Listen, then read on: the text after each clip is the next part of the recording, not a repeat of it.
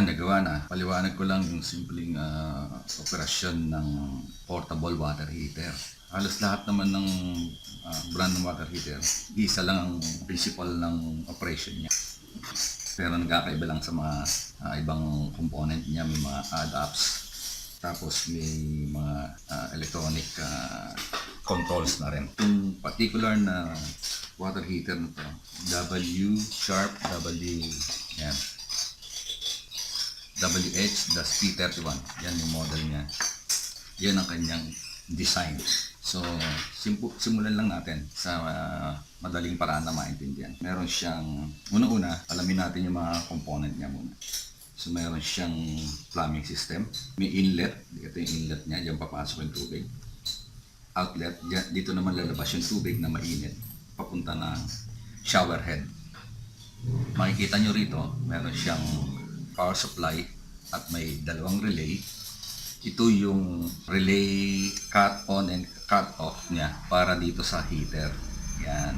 Power line, papasok siya dito. And then may control siya. Mag-on yan.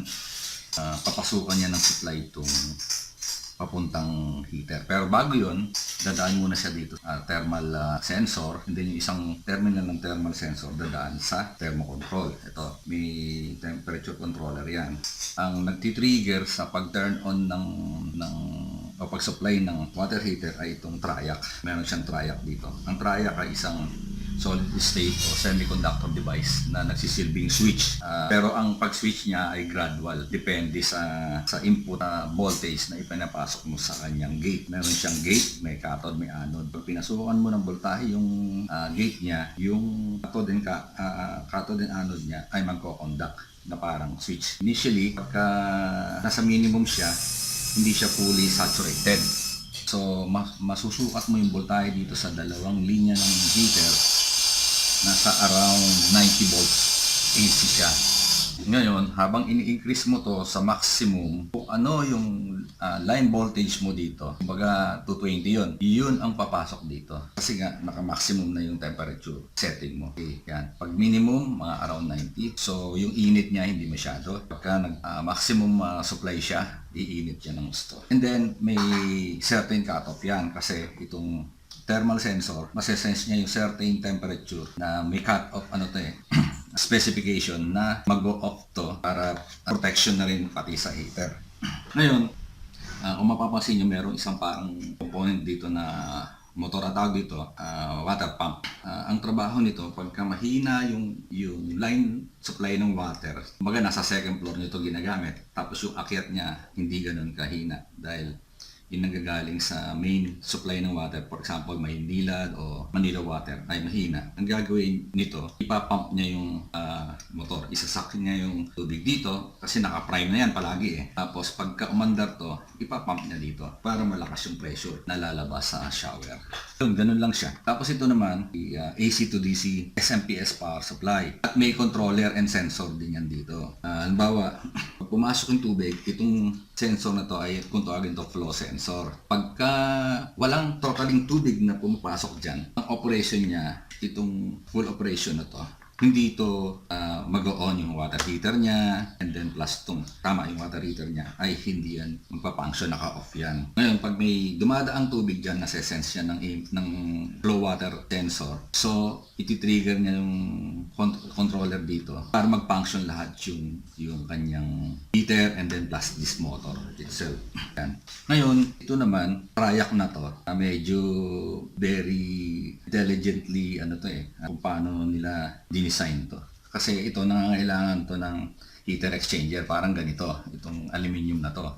Pero ang ginawa nila, instead na aluminium, nilagay nila tong triac dito sa daanan ng tubig. Kung titignan niyo yan, natatanggal yan eh. May butas yung tubo na to. Tapos yung tubig tumatama dito sa pinaka-body ng triac. Pag pumapasok yung malamig na tubig dyan, yun ang nasisilbing heater exchanger nitong triac na to para hindi siya mag-init ng gusto. Yun lang napakasimpleng operation niya. Tapos pagka nagmamalfunction to, meron siyang reset switch dito sa side ito. Pagka ni-reset mo yan, mag-off yan. Tapos to resume, meron siya dito. Resume yan dito. Test. Tawagin. Mag-on uli yan. Balik sa normal operation. Yun, ganun lang siya, kasimple. So sa ibang water heater, wala na tong pump, naalis na yan. Hindi nyo yan makikita. Itong controller na to. Itong SMPS power supply, plus yung control sensor niyan, nandyan. Yung mga IC na to, yan ay parang frequency generator o oscillator. Para magtuloy-tuloy naman ang function nitong circuit ng power supply. Kasi pagka layan, wala mag-oscillate dito. So, wala kang supply dyan. Yan ba ang electrical function niya? Yung namang transistor na to, regulator. Meron siyang mini-maintain na output voltage dito. Kailangan constant yun. So yan, yung mga simpleng lang, equation lang. Ito naman, relay, kaya ginamitan ng relay, kailangan niya ng high current na switch. Yan. Kasi kung hindi, rekta, baka masunog yung mga wires and everything. So yan lang yan. Ito naman, simpleng temperature control na ginamitan ng diac for reference nitong triac. So yan, diac dito yan Pasok dito itong block. Yan ang gate niya. So yun, pagka may gate voltage na yan, depende sa amount ng voltage na pinapasok mo. Yun din yung amount ng way na kung paano ito mag-switch. Gradual or saturated. Ganun lang yan, ganun kasimple. Yun, so bali, yun ang pinaka main operation niya. So ito bali na repair to, ang naging problema lang ay ito, nag-corrode na yung ilalim at nag-leak, pumutok. Yung mga paa niya ay natanggal na sa kinakapitan ng capacitor sa loob. So pinalitan na lang natin ng bago. Yan. Medyo malaki lang yung nakuha natin ng contact. But same value and mas mataas ng konti ang working voltage, which is much better. Lang. So okay na yan. So ito i-install na natin sa banyo.